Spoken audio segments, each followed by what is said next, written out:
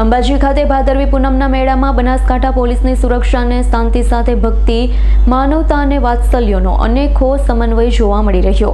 ભાદરવી પૂનમનો મહામેળો અંબાજી ખાતે ચાલી રહ્યો છે। લાખોની સંખ્યામાં ભક્તોમાં અંબાના દર્શને પગપાળા અને અન્ય રીતે પહોંચી રહ્યા છે। સુરક્ષા, શાંતિ, સેવાના સંકલ્પ સાથે બનાસકાંઠા જિલ્લા પોલીસ ખડેપગે ભક્તોની સેવામાં સજ્જ જોવા મળી રહી છે।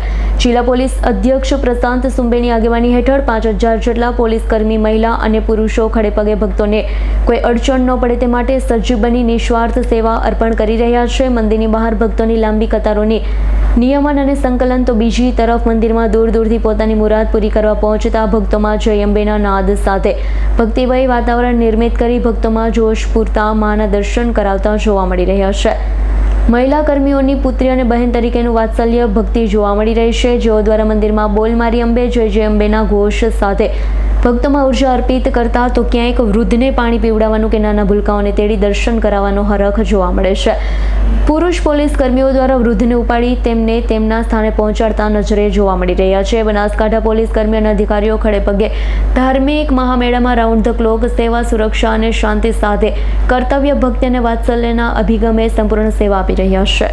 સંજીવ રાજપૂતનો રિપોર્ટ, S9 ન્યૂઝ, અંબાજી। અમારી તમામ માહિતીથી અપડેટ રહેવા માટે જોડાયેલા રહો S9 ન્યૂઝ સાથે।